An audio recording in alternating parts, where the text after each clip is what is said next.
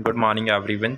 जैसे कि आप सभी को पता है हमारे यूट्यूब चैनल्स पर करंट अफेयर्स की सीरीज़ चल रही है, उसी प्रकार से हम एनसीईआरटी क्लास 6 से क्लास 12 तक की ह्यूमैनिटी सब्जेक्ट की जो भी एनसीईआरटी रहती है उन सभी का विस्तारपूर्वक विश्लेषण करेंगे और सभी को डिटेली पढ़ेंगे। सारे जो चैप्टर्स होते हैं एनसीईआरटी के ह्यूमैनिटी सब्जेक्ट मतलब सोशल साइंस के जो भी 4 सब्जेक्ट होते हैं, history, geography, polity and economy, उन सभी सब्जेक्ट की एनसीईआरटी बुकों का विस्तारपूर्वक अध्ययन करेंगे। आज हम क्लास 6 से स्टार्ट करेंगे। क्लास 6 की हिस्ट्री के चैप्टर्स, फिर क्लास 7 की हिस्ट्री के चैप्टर्स, ऐसे ही 7th 8th 9th 10th, फिर 11th 12th, ऐसे ही हम पूरी सीरीज़ को एक प्लेलिस्ट कंप्लीट करेंगे। उसी प्रकार से फिर हिस्ट्री के बाद में ज्योग्राफी करेंगे, ज्योग्राफी के बाद में पॉलिटी और पॉलिटी के बाद में क्लास 9 से इकोनॉमी 12th तक की। इन ह्यूमैनिटी के सारे सब्जेक्ट को कंप्लीट करना हमारा मेन उद्देश्य रहेगा। आज हम क्लास 6 के चैप्टर फर्स्ट ज्योग्राफी के, जिसका नाम है सौरमंडल में पृथ्वी, उसे हम विस्तारपूर्वक अध्ययन करेंगे। हमारे चैप्टर्स का नाम है सौरमंडल में पृथ्वी। सौरमंडल, अब सबसे पहले तो यही क्वेश्चन आ जाता है कि सौरमंडल क्या कहलाता है। सौरमंडल उसे बोलते हैं सूर्य और सूर्य के चारों ओर परिक्रमा करने वाले 8 ग्रहों से मिलकर हमारा सौरमंडल बनता है। इसमें हमने आप लोगों को चैप्टर्स के फन में थीम देख रहे हो, जिसमें सूर्य बीच में केंद्र में है और चारों ग्रह हैं। 8 ग्रह उसके चारों ओर चक्कर लगा रहे हैं। उन 8 ग्रह से और सूर्य से मिलकर ही हमारा सोलर सिस्टम या सौरमंडल का निर्माण होता है।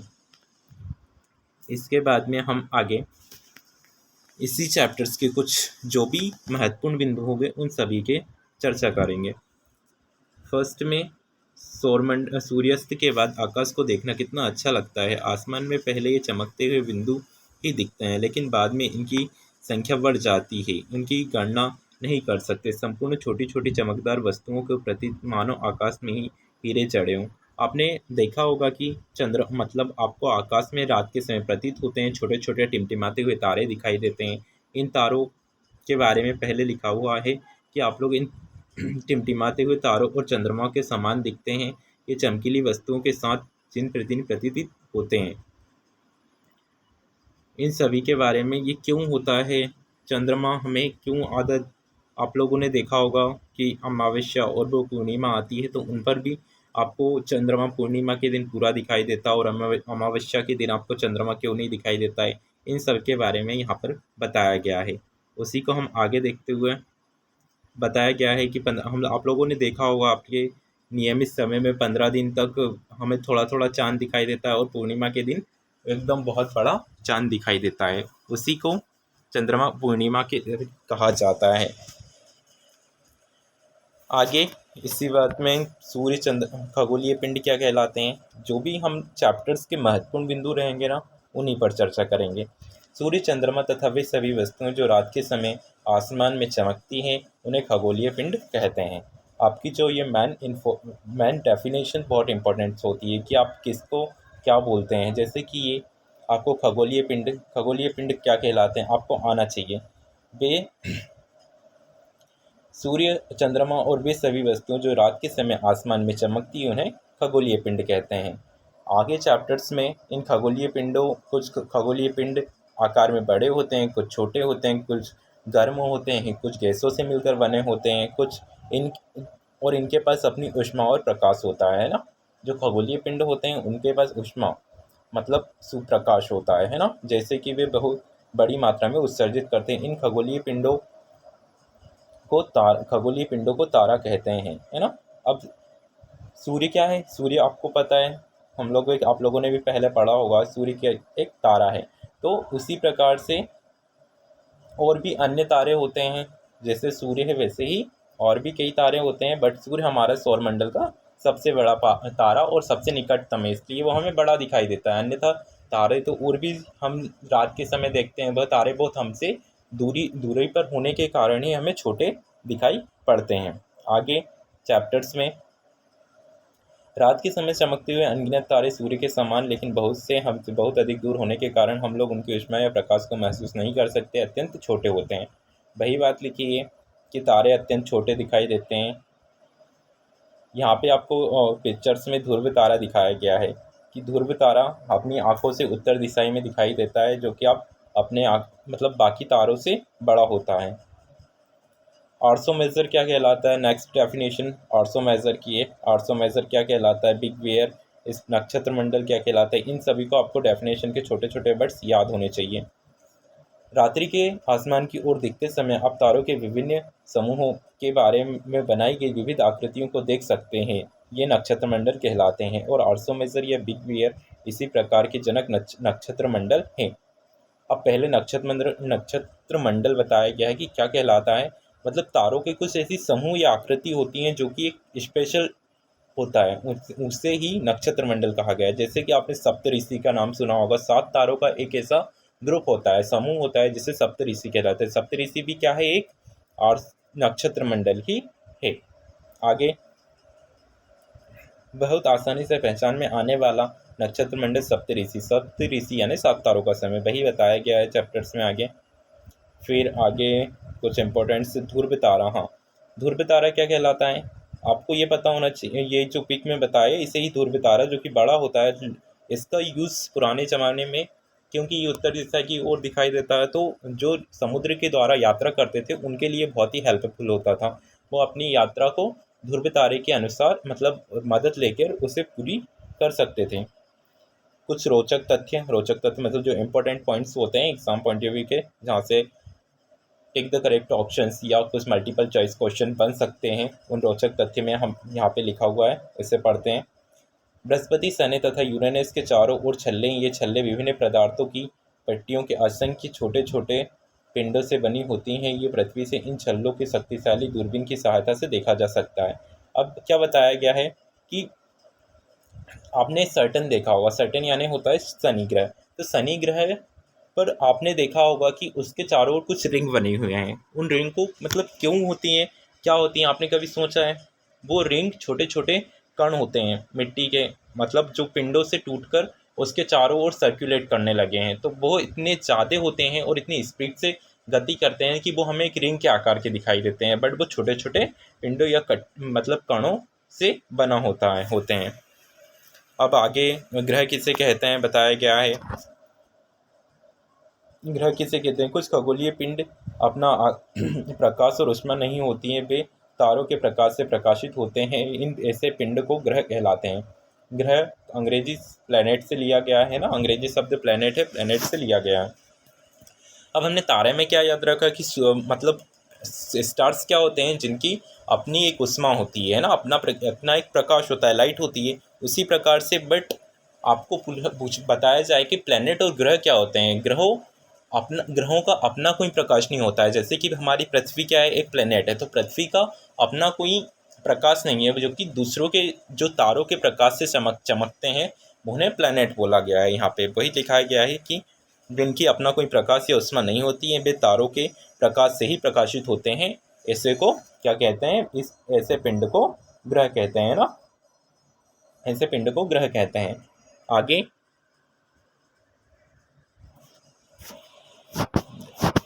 आगे आपके पिक्चर में 7 ग्रहों के बारे में, 8 ग्रहों के बारे में बताया गया है और किस प्रकार से सूर्य से कितनी दूरी पर है।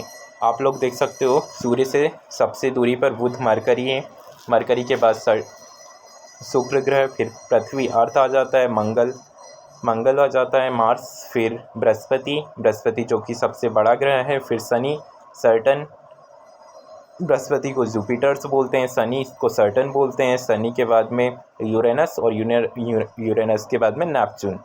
तो ये 8 ग्रह हैं। इनके कुछ फैक्चुअल जानकारियां हैं, वो आपको याद रखनी है। जैसे कि बुध के बारे में लिखे है, सूर्य के चारों ओर एक परिक्रमण इनकी मतलब कितने कितने दिनों में, कितनी समय में कौन सा ग्रह सूर्य के चारों ओर परिक्रमा करता है।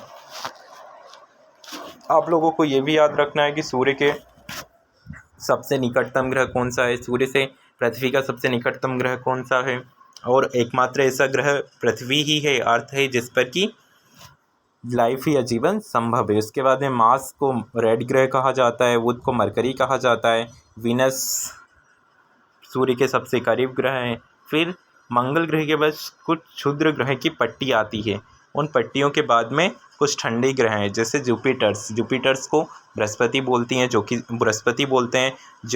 कि सबसे बड़ा ग्रह है ना। उसके बाद में शनि सैटर्न क्यों जाना जाता है, क्योंकि इसके चारों ओर रिंग के सर्कल्स दिखाई देते हैं।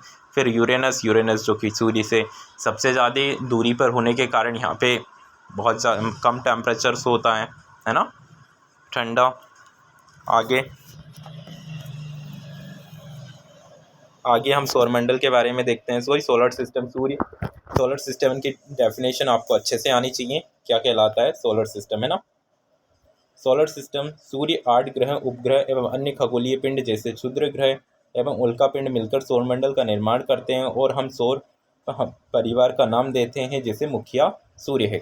अब सौरमंडल का जो मैंने फर्स्ट में आपको चैप्टर्स के फर्स्ट में डेफिनेशन बताई कि सूर्य और उसके 8 ग्रह जो उसकी चारों ओर परिक्रमा करते हैं उनसे मिलकर बनने वाले सोलर सिस्टम, सौर परिवार को ही सौरमंडल कहा जाता है। एक मिनट, इट्स ओके, स्टार्ट। सौरमंडल के बाद में हम अब आगे देखते हैं सूर्य। जैसे कि मैंने बता चुका, सूर्य क्या है, एक तारा। तो सूर्य सौरमंडल के केंद्र में स्थित है। यह बहुत बड़ा एवं अत्यधिक गर्म, सौरमंडल सूर्य के केंद्र में स्थित है तथा यह बहुत बड़ा एवं अत्यधिक गर्म गैसों से बना है। इसका खिंचाव बल इससे सौरमंडल को बांधे हुए तथा सूर्य सौरमंडल के लिए प्रकाश एवं ऊष्मा का एकमात्र स्रोत है। लेकिन हम इनकी अत्यधिक तेज ऊष्मा को महसूस नहीं करते, क्योंकि यह सबसे नज़दीक तारा होने के बावजूद यह हमसे बहुत दूर स्थित है। आगे सूर्य पृथ्वी से लगभग 15 करोड़ किलोमीटर दूर स्थित है। सूर्य कितने किलोमीटर, इस 15 करोड़ किलोमीटर दूर स्थित है पृथ्वी से।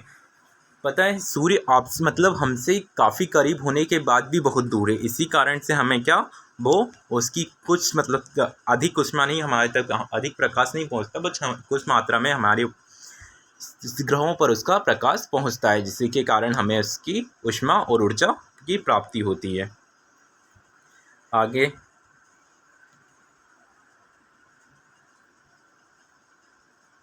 सौरमंडल कुछ ट्रिक बताई गई है। पृथ्वी का अंदर को अध्ययन को क्या बोलते हैं?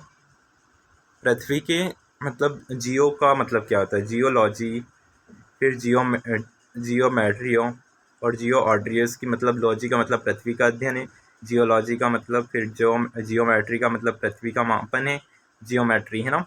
और फिर जियो आइडियो का मतलब पृथ्वी के आकार एवं अनुरूप का बारे में बताया गया है। ठीक है, इसे आपको अभी ज़्यादा पढ़ने की आवश्यकता नहीं है। आगे हम देखते हैं ग्रह किसे कहते हैं। हमारे सौरमंडल में 8 ग्रह व सूर्य से दूरी के अनुसार वे बुध और शुक्र, पृथ्वी, मंगल, बृहस्पति, शनि, यूरेनस और नेपच्यून। सूर्य से दूरी के अनुसार से बुध सबसे सूर्य के करीबी ग्रह है। सूर्य के बाद में बुध के बाद में शुक्र, फिर पृथ्वी, फिर Mangal, Brihaspati, Shani, Uranus and Neptune. ये क्रम वाइज हमारे 8 ग्रह हैं सूर्य के चारों ओर।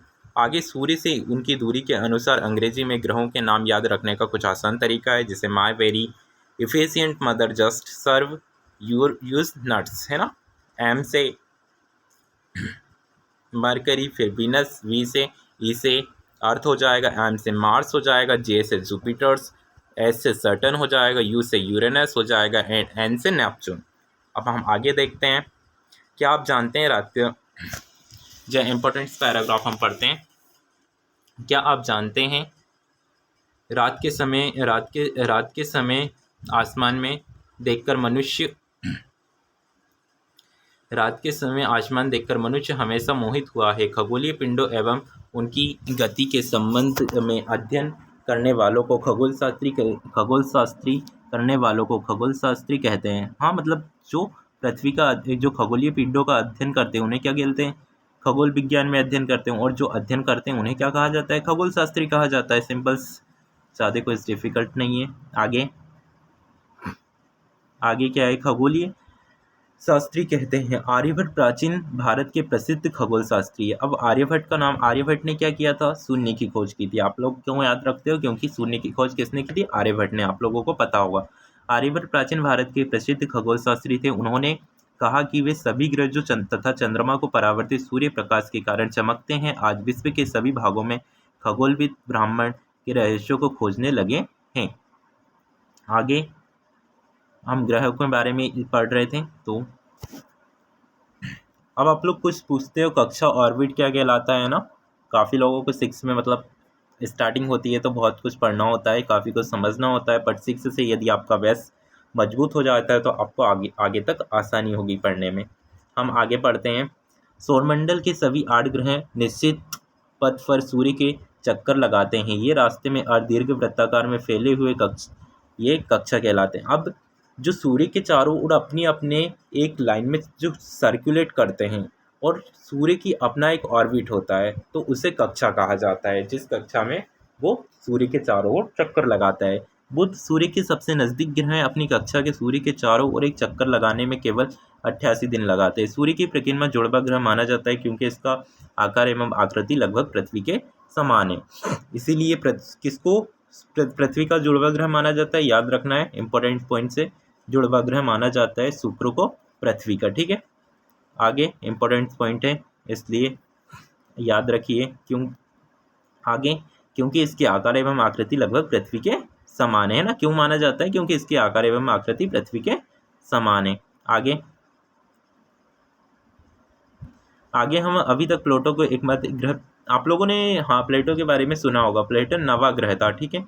अभी तक प्लूटो एक ग्रह माना जाता था, परंतु अंतर्राष्ट्रीय खगोलीय संगठन ने अपनी बैठक अगस्त 2006 में यह निर्णय लिया।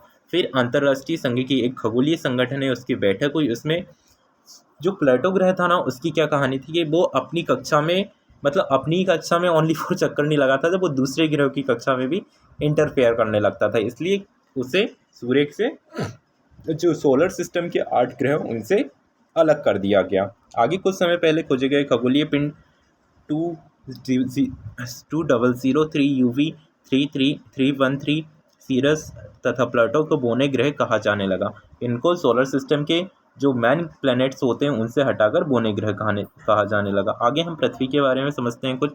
प्रकाश की गति लगभग 3 लाख किलोमीटर प्रति घंटे सेकंड है। इस गति के बावजूद सूर्य के प्रकाश का पृथ्वी तक पहुंचने में लगभग 8 मिनट का समय लगता है। ये एक फैक्चुअल नॉलेज आपको याद होना चाहिए कि सूर्य से पृथ्वी तक प्रकाश पहुंचने में कितना समय लगता है, तो 8 मिनट लगता है। आगे हम समझते हैं। सूर्य से दूरी के हिसाब से पृथ्वी तीसरा ग्रह है। आप किसके मैंने बताया, सबसे पहले बुध आता है, मरकरी, फिर शुक्र और उसके बाद में पृथ्वी। मतलब सूर्य से दूरी के हिसाब से पृथ्वी तीसरा ग्रह है। आकार में यह 5वां सबसे बड़ा ग्रह है एवं ध्रुवों पर थोड़ी चपटी, यही कारण है। आप पृथ्वी को क्या बोलते हैं? आप लोग गोल बोलते हो, पर रियली में वो एक सर्कुलेट नहीं है, अंडाकार है, जिससे मतलब ध्रुवों पर क्या है, थोड़ी चपटी है। यही कारण है कि इसका आकार भू-आव है, ठीक है। आगे ये बहुत इंपॉर्टेंट है, पृथ्वी का आकार गोलाकार नहीं है, गेंद के जैसा नहीं है, भू-आव के आकार का है। आप लोग आगे कभी भी याद रखना पृथ्वी का आकार कैसा है, भू-आव। आप लोग जो सर्कुलेट आपको टीचर्स स्कूल में बताते हैं कि आकार गोलाकार है, तो वो ऐसा नहीं है, ठीक है। आगे भू-आव का अर्थ क्या होता है? भू-आव का अर्थ पृथ्वी के समान आकार। जीवन के अनुकूल परिस्थितियां संभवतः केवल पृथ्वी पर ही पाई जाती है। पृथ्वी ना तो अधिक गर्म, देखो, और एकमात्र ऐसा ग्रह है जिस पर कि जीवन संभव है, क्योंकि यहाँ पर जीवन जीने की जो भी अनुकूल परिस्थितियाँ होती हैं वो सभी यहाँ पर पाई जाती है। पृथ्वी ना तो अधिक गर्म है और ना ही अधिक ठंडा है। मतलब इतना भी नहीं है कि यहाँ का टेम्परेचर बहुत कम है और ना ही इतना अधिक है, इतना इसका टेम्परेचर कि टेम्परेचर को तापमान बोलते हैं ना। आप लोग 6th क्लास में हो, आगे अच्छे से समझना। तो तापमान ना पृथ्वी का इतना कम तापमान है। एक नियमित तापमान कितना होता है? आप लोगों ने देखा होगा ना, कितना हो 25 डिग्री सेल्सियस के आसपास होता है ना, मतलब 20 से लेके 30 डिग्री सेल्सियस। तो आप लोग अब मतलब उस टेम्परेचर में रह सकते हैं। बट आप लोग ने देखा होगा ना, -1 डिग्री के इस साइड तो बर्फ़ जमने लगती है। यदि आप हमारा टेम्परेचर 1 डिग्री वैसे तो 15 डिग्री के कम नहीं जाता है, बट यदि जाता है तो बर्फ़, हम फ्रीज का टेम्परेचर क्या होता है, माइनस में मतलब 1 डिग्री से माइनस की ओर जाता है तो बर्फ़ जम जाती है। और यदि टेम्परेचर बहुत हाई लेवल का होता है तो वहाँ पर लावा और जल वाष्प के रूप में परिवर्तित होने लगती होगी। ये आपने साइंस में पढ़ा होगा। आगे हम जीवन के लिए कुछ अनुकूल परिस्थितियां संभवतः केवल पृथ्वी पर ही पाई जाती है। पृथ्वी ना तो अधिक गर्म है और ना ही अधिक ठंडा है। यह पानी वायु उपस्थिति होने के कारण हमारे जीवन के लिए आवश्यक तथा वायु के जीवन के लिए आवश्यक गैस जैसे कि ऑक्सीजन मौजूद है ना। ये आपको पता ही है कि हमें जीवन जीने के लिए ऑक्सीजन की आवश्यकता होती है, जो कि हमारी पृथ्वी पर मौजूद है। आगे पृथ्वी सौरमंडल का सबसे अद्भुत ग्रह है। अद्भुत ग्रह इसीलिए माना जा सकता है क्योंकि यहाँ पर जीवन संभव है। आगे हम देखते हैं, अंतरिक्ष पे देखने पर पृथ्वी नीले रंग की दिखाई देती है। हाँ, आपका एक इम्पोर्टेंट क्वेश्चन बनता है, पृथ्वी किस कलर की दिखाई देती है? अंतरिक्ष से देखने पर हमें पृथ्वी नीले रंग की दिखाई पड़ती है। क्यों दिखाई पड़ती है अब ये क्वेश्चन? क्योंकि हमारे हम पृथ्वी पर सब 1/3 हिस्से पर पानी की मौजूदगी आपने पढ़ा होगा। 70% जल वाटर से बनी हुई है और 30% तो 29% भूमि है, लैंड। वाटर से होने के कारण आज जो आसमान से रिफ्लेक्शन के कारण वाटर का कलर नीला हो जाता है और नीले कलर के कारण ही हमें पृथ्वी अंतरिक्ष से नीली दिखाई पड़ती है, इसीलिए इसे नीला ग्रह भी कहा जाता है। ठीक है, या इम्पोर्टेंट पॉइंट से याद रखिए, इसीलिए पृथ्वी को नीला ग्रह कहा जाता है ना। ओके, आगे चंद्रमा और कुछ आप लोगों को चंद्रयान वगैरह कुछ ट्रेंडिंग में चल रहे हैं, तो नील चंद्रमा पर जाने वाले प्रथम व्यक्ति का नाम आपकी क्लास 6 में दिया गया है। नील आर्मस्ट्रॉन्ग पहले व्यक्ति थे जिन्होंने 20 जुलाई 1969 की सबसे पहले चंद्रमा को सतह पर कदम रखा। मालूम करो कि कोई भारतीय चंद्रमा पर गया है या नहीं। तो ये इसका क्वेश्चन मैं आपको बता देता हूँ, अभी तक कोई भी भारतीय चंद्रमा पर नहीं गया है। आपको पता करना था, मैंने आपको बता दिया। पर 20 जुलाई 1969 को नील आर्मस्ट्रॉन्ग, जो कि अमेरिका का व्यक्ति था, वह first of all NASA agency के द्वारा चंद्रमा पर गए थे। अब हम चंद्रमा के बारे में पढ़ेंगे आगे। चंद्रमा हमारी पृथ्वी के पास केवल एक उपग्रह है ना। आपको कुछ देखो, उपग्रह को क्या बोलते हैं? सैटेलाइट बोलते हैं। अब सैटेलाइट नेचुरली भी होते हैं और आर्टिफिशियल भी होते हैं। नेचुरली यानी क्या होता है? प्राकृतिक। और आर्टिफिशियल यानी क्या होता है? आर्टिफिशियल यानी होता है जो कि मनुष्यों के द्वारा बनाए जाते हैं, मतलब उसे बोलते हैं कृत्रिम। ठीक है, मतलब एक होता है उपग्रह, उपग्रह को सैटेलाइट बोलते हैं। उपग्रह दो प्रकार के होते हैं, एक होता है चलो ये नहीं, यहाँ पे समझ में भी नहीं आएगा तुम लोगों को। एक होता है, ऐसे ही समझा देता हूँ, ध्यान से सुनिए। एक होता है आर्टिफिशियली और एक होता है नेचुरली। अब चंद्रमा क्या है? हमारा नेचुरली सैटेलाइट है ना। आर्टिफिशियल जो हम आर्यभट्ट वगैरह छोड़ते हैं, ये सब क्या होते हैं? कृत्रिम उपग्रह होते हैं जो कि पृथ्वी के चक्कर लगाते हैं। पर चंद्रमा भी तो पृथ्वी के चक्कर लगाता है ना। तो माना जाता है कि पृथ्वी से टूटकर ही चंद्रमा का निर्माण हुआ था और वो चंद्रमा पृथ्वी के चारों ओर सर्कुलेट करने लगा। इसी कारण से पृथ्वी का एकमात्र उपग्रह कहलाता है चंद्रमा। इसका व्यास पृथ्वी के व्यास का केवल 1/4 है। इसका, आप चंद्रमा के बारे में पढ़ रहे हैं, ध्यान से पढ़िए। इसका व्यास पृथ्वी के व्यास का 1/4 है। ये इतना बड़ा इसलिए प्रतीत होता है क्योंकि पृथ्वी से, मतलब ये बहुत छोटा है बट पृथ्वी के बहुत करीब होने के कारण हमें बड़ा दिखाई देता है। आगे अंतरिक्ष से लिया गया चंद्रमा। आगे पिंड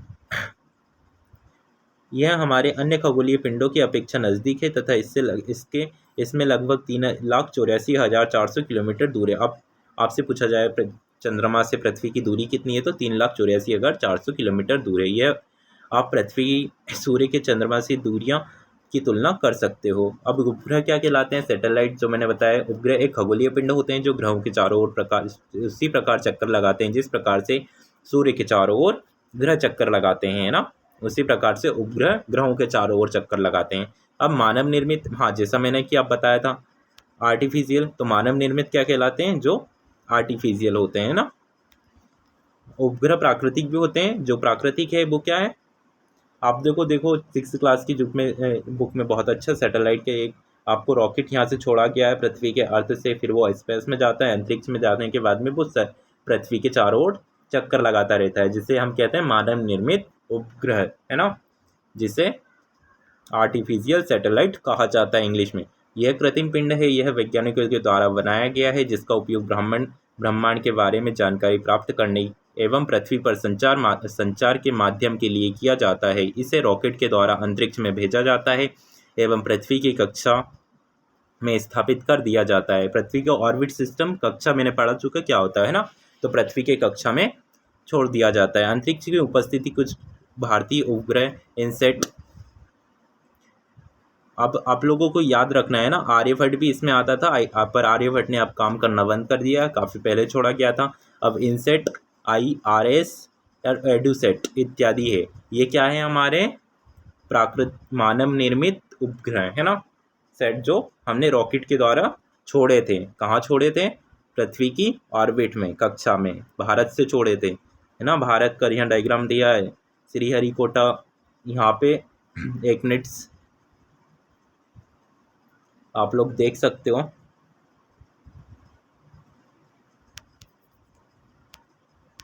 आप लोग देख सकते हो कि इसमें यहाँ से भारत इंडिया का चित्र बनाया गया है और इंडिया से ही ये छोड़ा गया है।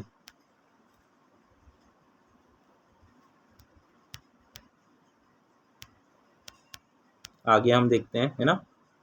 ये आप देख सकते हो कि यहाँ इंडिया का डायग्राम है और इंडिया से ही रॉकेट को छोड़ा गया है जो कि स्पेस में जाता है। और स्पेस ये यहाँ पे रॉकेट का प्रक्षेपण यहाँ पता है श्रीहरिकोटा है जहाँ से रॉकेट लॉन्चिंग की जाती है, तमिलनाडु आंध्र प्रदेश वाले क्षेत्र में।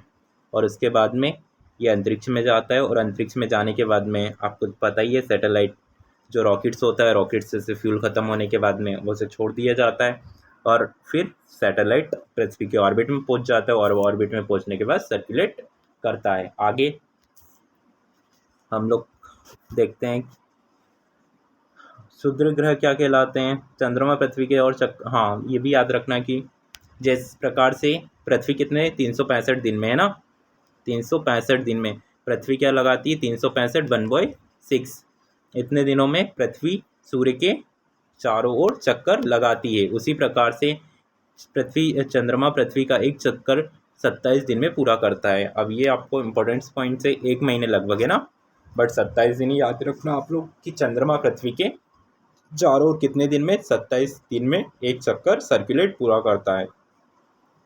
पृथ्वी से हमें चंद्रमा का केवल एक ही भाग दिखाई पड़ता है ना। हमें आप लोगों ने देखा होगा नाइट के समय कि चंद्रमा एक ही जैसा दिखाई देता है हमेशा, क्योंकि हम लोग जहाँ से पृथ्वी से ओनली फॉर चंद्रमा का हमें एक ही भाग मतलब एक साइड का ही दिखाई पड़ता है, इसलिए उसका हमें वो अलग अलग आकृति का नहीं दिखाई मतलब कुछ अलग नहीं दिखाई देता, एक जैसा ही दिखाई देता है। चंद्रमा की परिस्थितियां जीवन के अनुकूल नहीं है। इसकी सतह पर्वत मैदान एवं गड्ढे हैं जो चंद्रमा की सतह पर छाया बनाते हैं ना। यहाँ की जीवन जीने के अनुकूल स्थिति नहीं है, पर्वत मैदान और गड्ढे हैं। यह पूर्णिमा के दिन चंद्रमा पर इनकी छाया को देखा जा सकता है। चंद्रमा मतलब आप लोग पूर्णिमा के दिन चंद्रमा बड़ा दिखाई देता है तो इनकी छाया को चंद्रमा पर देखा जा सकता है। आगे क्षुद्र ग्रह क्या कहलाते हैं, इंपॉर्टेंट से हेडिंग है, हम पढ़ते हैं। तारों, ग्रहों एवं उपग्रहों के अतिरिक्त असंख्य छोटे छोटे पिंड सूर्य के चारों ओर चक्कर लगाते हैं ना। किसके अतिरिक्त? तारों के, ग्रहों के, उपग्रहों के अतिरिक्त भी और भी कोई अन्य पिंड होते हैं जो सूर्य के चारों ओर चक्कर लगाते हैं। इन पिंडों को क्षुद्र ग्रह कहा जाता है। ये मंगल एवं बृहस्पति की कक्षाओं के बीच भी पाए जाते हैं। वैज्ञानिकों के अनुसार क्षुद्र ग्रह के ऐसे भाग होते हैं जो कि बहुत वर्ष पहले विस्फोट होने के बाद टूटकर अलग हो गए थे। आपको डेफिनेशन आपने पढ़ी है, आप समझ गए होंगे कि जो आपके सैटर्न के चारों ओर जो सर्कुलेट दिखाई देते हैं और ये सूर्य के चारों ओर भी होते हैं। मतलब जब ब्रह्मांड की उत्पत्ति हुई है, बिग बैंग थ्योरी के द्वारा ब्रह्मांड की उत्पत्ति होती है, तो उस थ्योरी में जब एक विस्फोट हुआ था तो विस्फोट होने के कारण ये सभी लोग एक सूर्य के ग्रेविटी सिस्टम पढ़ा होगा आप लोगों ने। ग्रेविटी मतलब जब विस्फोट हुआ उसके बाद में सब अपनी अपनी कक्षा में सर्कुलेट करने लगे, तो उसके बाद में जो क्षुद्र ग्रह थे वो भी जहाँ पर स्थित थे वहीं से अपनी परिक्रमा करने लगे और उन्हें छोटे छोटों को ना ग्रहों में गिना जाता है और ना ही उपग्रहों में, इसलिए इन्हें क्या कहा जाता है? क्षुद्र ग्रह कहा जाता है। उल्कापिंड क्या होते हैं? अब नेक्स्ट हेडिंग उल्कापिंड है, तो हम उल्कापिंड समझते हैं। सूर्य के चारों ओर चक्कर लगाने वाले पत्थरों के छोटे छोटे टुकड़ों को उल्कापिंड कहते हैं। कभी कभी ये उल्कापिंड पृथ्वी के इतने नज़दीक आ जाते हैं कि इनकी प्रवृत्ति पृथ्वी पर गिरने की होती है। इस प्रक्रिया के दौरान वायु के साथ घर्षण होने के कारण ये गर्म होकर जल जाते हैं, फलस्वरूप चमकदार प्रकाश उत्पन्न करते हैं।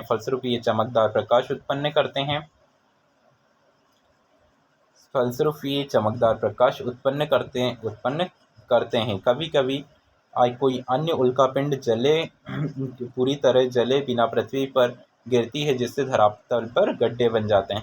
आप लोगों ने देखा होगा और आप लोगों ने न्यूज़ में कभी आप सुनते हो कि पृथ्वी से कुछ टकराने वाला है, पृथ्वी की तरफ कोई आता है, तो जब पृथ्वी के कक्षा में यदि कोई जाता है तो बहुत ज़्यादा घर्षण के कारण उसमें क्या आग लग जाती है और वह एक उल्का पिंड की तरह दिखाई देता है, जहाँ की आप नीचे आप इस इमेज में देख सकते हो। आगे ये तो आकाशगंगा की है, बट और जो ये उल्का पिंड होते हैं ना, वो पृथ्वी के मतलब कभी कभी ऐसा होता है कि वो पूरे नहीं जल पाते हैं, तो पृथ्वी पर गिरते हैं तो धरातल पर गड्ढे भी पड़ जाते हैं, है ना। आगे आगे देखते हैं हम क्या अब हम जो मतलब हमारा पूरा सोलर सिस्टम है, सौर मंडल है, सौर मंडल हमारा एक परिवार है। तो सौर मंडल किस आकाशगंगा से ना, सौर मंडल ऐसे बहुत सारे सौर मंडल है और उनसे मिलकर क्या बनती है, आकाशगंगा बनती है। और हम कौन सी आकाशगंगा में, मिल्की वे में रहते हैं। यहाँ पे बताया गया है, लिखा गया है, हम लोग पढ़ते हैं, क्या आपने तारों के खुले आसमान में कि एक और दूसरी तरफ फैली हुई चौड़ी सफ़ेद पट्टी को देखा होगा। यह चमकदार रास्ते को देखा होगा। यह लाखों वर्ष पहले तारों का एक समूह है। यह पट्टी आकाशगंगा कहलाती है। ठीक है, हम जिस मिल्की वे आकाशगंगा को ही कहते हैं, हमारे सौरमंडल इस आकाशगंगा का एक भाग है। ठीक है, जिस हम सौरमंडल में रहते हैं वो किस का भाग है, आकाशगंगा का भाग है। आकाशगंगा को क्या बोलते हैं, मिल्की वे। प्राचीन भारत में इसकी कल्पना आकाश के प्रकाश में बहती हुई नदी से की गई है। इसी प्रकार से इसका नाम आकाशगंगा पड़ा। ठीक है, इसीलिए इसे फिर आकाशगंगा कहा जाने लगा। आगे ब्रह्मांड क्या कहलाता है, आकाशगंगा देखो, पहले बहुत सारे ग्रह होते हैं, ग्रह और सूर्य है, इनसे मिलकर सौरमंडल बना। ऐसे बहुत सारे सौरमंडल है, सौरमंडल से मिलकर आकाशगंगाएँ बनी। आकाशगंगा को हमारी आकाशगंगा को मिल्की वे कहते हैं। और ऐसी कई आकाशगंगाओं से मिलकर पूरा ब्रह्मांड बनता है, जिसकी उत्पत्ति का हम अभी तक अंदाज़ा नहीं लगा सकते हैं। बहुत ही जिसने हमारे जो साइंटिस्ट होते हैं उनके द्वारा जितनी खोज की गई है, उसमें अभी तक हमने आकाशगंगा और ब्रह्मांड की उत्पत्ति हम मानते हैं कि बिग बैंग थ्योरी एक विस्फोटक सिद्धांत से हुई है। अब ब्रह्मांड आकाशगंगा मिलकर ब्रह्मांड का निर्माण करती है। ब्रह्मांड की विशालता की कल्पना करना अत्यधिक कठिन है। जैसा कि मैंने आपको बताया है, वही लिखा है कि हम ब्रह्मांड की कल्पना भी नहीं कर सकते हैं। इतनी विशाल ब्रह्मांड का अत्यधिक कठिन है। वैज्ञानिक अभी भी, है ना, यहाँ पे लिखा है, वैज्ञानिक अभी भी इस बारे में अधिक से अधिक जानकारी एकत्र करने में जुटे हैं। इसका आकार के संबंध में हमें कोई जानकारी नहीं है, लेकिन फिर भी हम जानते हैं कि हम सभी इस ब्रह्मांड का हिस्सा हैं। बस हम मानते हैं कि हम इस ब्रह्मांड का हिस्सा है, पर अभी तक हम पूरे ब्रह्मांड को नहीं देख सकते। आगे वही यहाँ पे इस बताया गया है, देखो, पहले कल से फिर पृथ्वी है, फिर पृथ्वी बहुत सारी पृथ्वी से मिलकर सौरमंडल बन गया है, फिर सौरमंडल आकाशगंगा का भाग है, और आकाशगंगा एक ब्रह्मांड का भाग है। ठीक है, इसी के साथ हमारा चैप्टर्स कंप्लीट हो जाता है। चैप्टर्स में हमने बहुत सारी चीज़ें पढ़ी हैं, नॉलेजेबल भी था, बट अब हम चैप्टर्स के कुछ क्वेश्चन आंसर भी देख सकते हैं ना, जो हमसे बनेंगे। बाकी आप लोग फिर बताइए, आप लोगों को आंसर पता हो तो। फर्स्ट क्वेश्चन क्या है, निम्नलिखित प्रश्नों को कमेंट बॉक्स में आंसर दे सकते हो। निम्नलिखित प्रश्नों के उत्तर संक्षेप में दीजिए। ग्रहों और तारों में क्या अंतर है ना।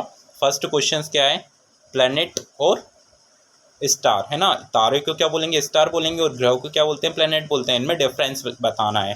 फर्स्ट में तो ग्रह प्लैनेट होते हैं और तारे स्टार्स होते हैं। तो हमने सबसे मोस्ट इम्पोर्टेंट एक ही डिफरेंस याद रखना है कि तारों का अपनी प्रकाश एवं ऊष्मा होती है, जो कि हमने चैप्टर्स में पढ़ा है। और ग्रहों का जो प्लैनेट्स की तारे मतलब जो प्लैनेट होती हैं उसके पास कोई अपना प्रकाश या ऊष्मा नहीं होती है। वो किसके प्रकाश से चमकते हैं, तारों के प्रकाश से चमकते हैं, है ना। मतलब ग्रहों का कोई भी अपना प्रकाश या ऊष्मा नहीं होती है, क्योंकि अर्थ क्या है, ग्रह है, ग्रह पर कोई भी अपनी लाइट नहीं है, बट किसकी लाइट से चमकता है, सन की लाइट से चमकता है। सन क्या है, एक स्टार है ना। तो और पृथ्वी क्या है, एक प्लेनेट है। तो जो स्टार्स की ऊष्मा एवं लाइट्स होती है, उससे ही जो प्लैनेट्स होते हैं वो चमकते हैं, ग्रह चमकते हैं। सेकंड क्वेश्चन क्या है, सौरमंडल से आप क्या समझते हैं। ये भी हमने पढ़ लिया कि सौरमंडल सूर्य एवं उसके 8 ग्रहों से मिलकर बनने वाले सौर परिवार को ही सौरमंडल कहा जाता है। आप लोग पता है, किसी भी चीज़ को इस प्रकार से पढ़ो कि आपको आंसर स्वयं आय से मतलब रटा जाना चाहिए। हर चीज़ को कॉन्सेप्ट से यदि पढ़ोगे, समझोगे, तो आपको कभी सोशल साइंस में आपको याद करने की आवश्यकता नहीं पड़ेगी। थर्ड क्वेश्चन क्या बोल रहे हैं, सूर्य से उनकी दूरी के अनुसार सभी ग्रहों के नाम लिखिए। आपको बुक में भी लिखे हुए हैं, हम लोगों ने यहाँ पे देखे भी थे, आपको को बता भी सकता हूँ मैं। हाँ, सूर्य के यहाँ पे सबसे पहले हमने देखा था बुध, फिर वीनस, फिर बुध को मतलब बुध को मरकरी बोलते हैं, शुक्र को वीनस बोलते हैं, पृथ्वी को अर्थ बोलते हैं, मंगल को मार्स बोलते हैं। इसी मतलब सूर्य से दूरी के हिसाब से बताना है। फिर बृहस्पति जुपिटर से जाता है, जुपिटर के बाद शनि सैटर्न हो जाता है, यूरेनस नेपच्यून से ना, यूरेनस के बाद भी नेपच्यून आ जाएगा, है ना। यूरेनस और नेपच्यून को क्या बोलते हैं, अरुण वरुण, याद रखिए आप। हम लोग कहाँ थे, अभ्यास क्वेश्चन पे। हमने थर्ड क्वेश्चन देख लिया था। अब फोर्थ क्वेश्चन क्या बोल रहा है, पृथ्वी को अद्भुत ग्रह क्यों माना जाता है। पहले हम अच्छे चैप्टर्स में भी पढ़ चुके हैं, पृथ्वी एक क्या अद्भुत ग्रह क्यों है, क्योंकि एकमात्र ऐसा ग्रह है जहाँ पर जीवन जीने की जो भी अनुकूल परिस्थितियाँ होती हैं वो सभी पृथ्वी पर मौजूद है। जल, वायु, ऑक्सीजन, हमारे यहाँ का तापमान, दाब ना कि इतना ठंडा ग्रह है और ना ही इतना गर्म ग्रह है कि इसीलिए पृथ्वी को एक अद्भुत ग्रह कहा जाता है, क्योंकि यहाँ पर जीवन संभव है। आगे 5 वाला क्वेश्चन क्या बोल रहा है, हम हमेशा चंद्रमा को एक ही भाग क्यों देख पाते हैं। क्योंकि हम लोग पृथ्वी के एक निश्चित जगह पर है और पृथ्वी के हम एक ही जगह खड़े हैं, तो ओनली फॉर हम पृथ्वी से चंद्रमा के एक ही हिस्से का फेस कर सकते हैं, है ना। और ब्रह्मांड क्या कहलाता है, वही आप लोग ब्रह्मांड के बारे में बता सकते हो कि बहुत सारी आकाशगंगाओं से मिलकर ब्रह्मांड बनता है। लास्ट क्वेश्चन 6 वाला। आगे कुछ सही विकल्प है, टिक द करेक्ट ऑप्शन से, उनको आप बताइए कमेंट बॉक्स में। फर्स्ट क्या है, किसी ग्रह को पृथ्वी के जुड़वा ग्रह माना जाता है। अब किस ग्रह को हमने पढ़ लिया है, मतलब किस ग्रह को पृथ्वी का जुड़वा ग्रह कहा जाता है। बृहस्पति को नहीं कहा जाता, शनि को भी नहीं कहा जाता, शुक्र को क्या कहा जाता है, पृथ्वी का जुड़वा ग्रह कहा जाता है ना। सी विल बी राइट ऑप्शंस। आगे सेकंड वाला क्या बोल रहे हैं, आप लोग को पता हो तो बताइए पहले। सूर्य से तीसरा सबसे नज़दीकी ग्रह कौन सा है। इसने पूछा है सूर्य से तीसरा सबसे नज़दीकी ग्रह। पहला शुक्र है या पहला बुध है, सॉरी, ये फर्स्ट पे, ये सेकंड पे आ जाएगा और ये थर्ड पे। तीसरा सबसे, है ना, नज़दीकी ग्रह पृथ्वी है, अर्थ इसका शुक्र आ जाएगा, इसका अर्थ आ जाएगा आंसर। आगे ये वाला, ठीक है, हम आगे देखते हैं। थर्ड वाला टिक द करेक्ट ऑप्शन क्या क्या बोल रहा है कि सभी ग्रह सूर्य के चारों ओर किस पथ पर चक्कर लगाते हैं। वृत्तीय पथ पर, आयताकार पथ पर, दीर्घ वृत्ताकार। देख तो दीर्घ वृत्ताकार हो सकता है, शायद वृत्तीय पथ भी हो सकता है, आयताकार तो होता नहीं है, ये तो रॉन्ग हो जाएगा, ठीक है। अब वृत्तीय पथ होगा नहीं, दीर्घ वृत्ताकार इज राइट, जहाँ तक मुझे ठीक लगता है, और वही होगा आंसर, ठीक है, दीर्घ वृत्ताकार, है ना, दीर्घ वृत्ताकार इज राइट ऑप्शन।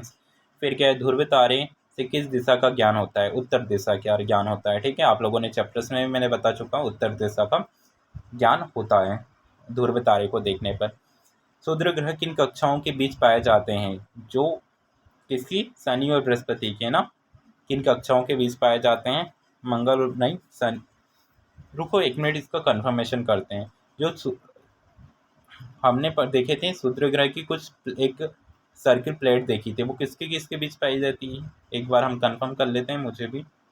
मंगल और बृहस्पति, सॉरी, मंगल और बृहस्पति के बीच, है ना, हाँ, मंगल और बृहस्पति के बीच पाई जाती है। तो फर्स्ट वाला गलत answer, we will be right option.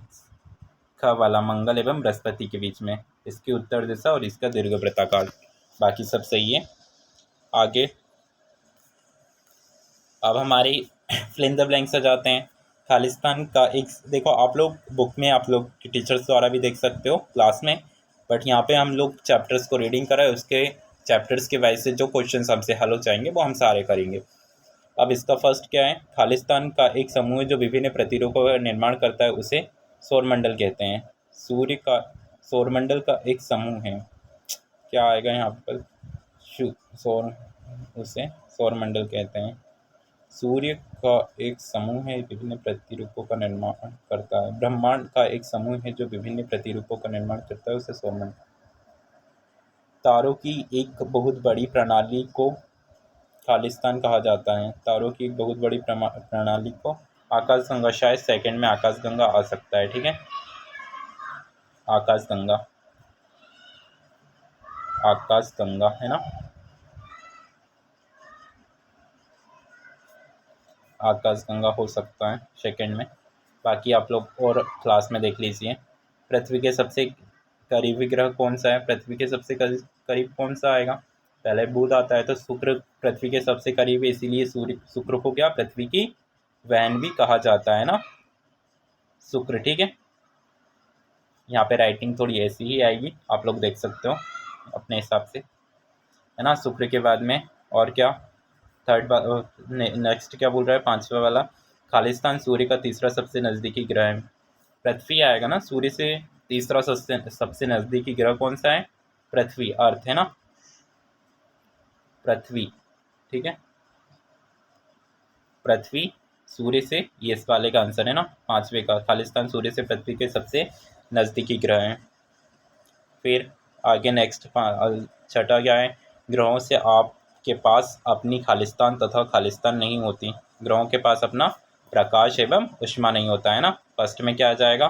प्रकाश। यहाँ पे पेन नहीं है, आप लोग एडजस्ट कर सकते हो। प्रकाश फर्स्ट वाले में प्रकाश आ जाएगा और दूसरे में ऊष्मा, आप लोग लिख सकते हो अपने हिसाब से, है ना।